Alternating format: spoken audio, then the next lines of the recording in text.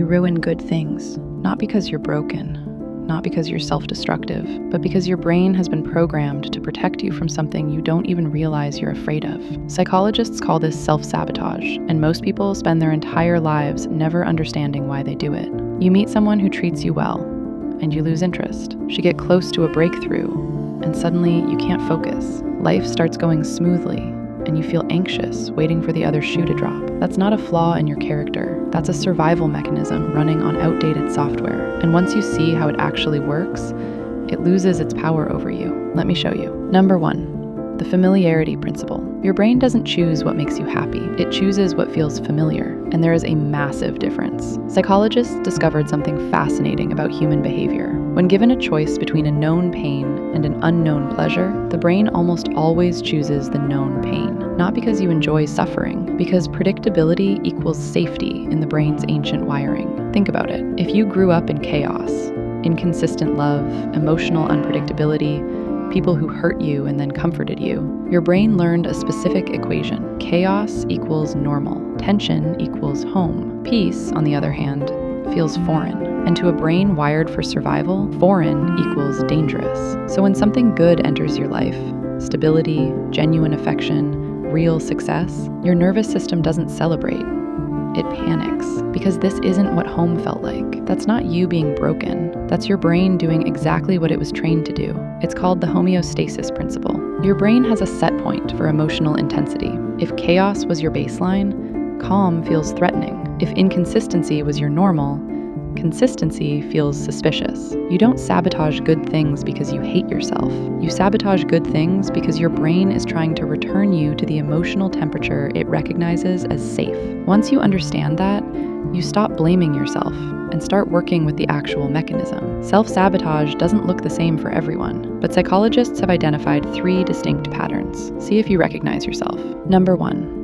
Relationship sabotage. This is the most common one. You meet someone emotionally available, and you feel bored. You meet someone who communicates clearly, and it feels too easy. You finally find a healthy connection, and your brain starts scanning for problems. Maybe you pick fights over nothing. Maybe you convince yourself you're not attracted to them. Maybe you preemptively leave, telling yourself you're saving them from being hurt later. Psychologists call this attachment system dysregulation. Your brain's attachment model was built on inconsistency, so consistency registers as a threat. Your brain mistakes peace for a trap. The tragedy is that you're not actually rejecting them. You're rejecting the unfamiliar feeling of being treated well, and you don't even know you're doing it. Number 2, success sabotage. This one is brutal because it's invisible. You're not lazy.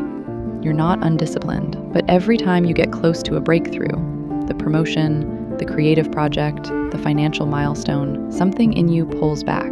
You procrastinate at the last stage. You get physically sick before the big presentation. You suddenly lose motivation when the finish line is visible. Psychologists call this the upper limit problem. You have an internal thermostat calibrated for a certain level of success. Exceed that level, and your brain triggers a self-correcting mechanism to bring you back down. Not because you're afraid of failure, because you're afraid of what success would require you to become. Success means visibility. It means responsibility. It means outgrowing the version of you that people already know.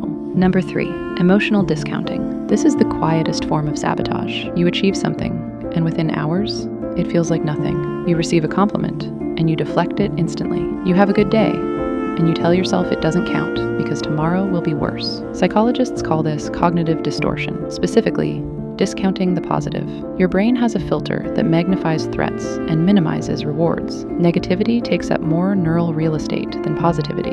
It's a survival design. But when that filter runs unchecked, you rob yourself of every good thing before it can land. You can't build on wins you don't let yourself feel. Here's where it gets uncomfortable, but this is the part that actually sets you free. Self-sabotage isn't random. It almost always traces back to what psychologists call repetition compulsion, the unconscious drive to recreate childhood dynamics in adult life.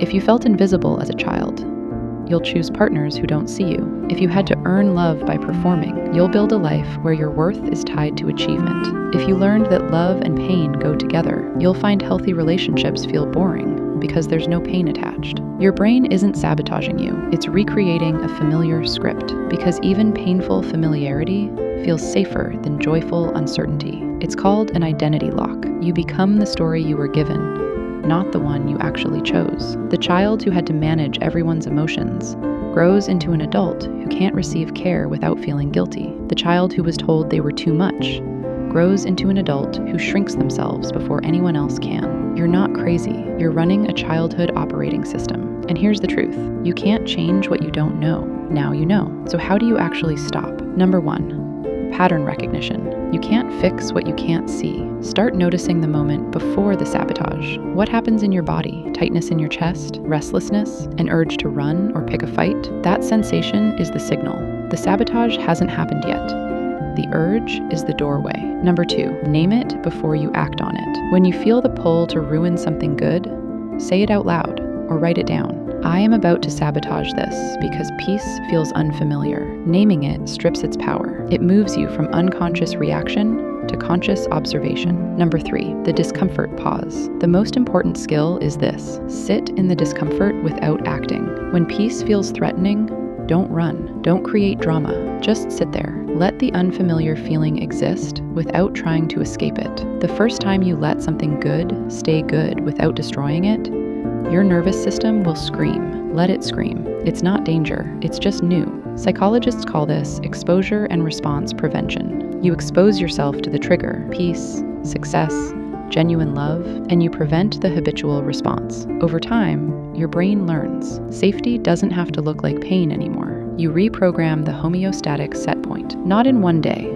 but day by day, moment by moment. You are not your patterns. You are the one watching them. Self-sabotage doesn't mean you're broken. It means you survived something, and the strategies that kept you safe then are not the strategies that will let you thrive now. The fact that you can see yourself doing it, the fact that you're watching this right now, means the pattern is already starting to crack. Once you see the lie, it loses its power over you. Follow Sahrsplained for more psychology that actually explains you.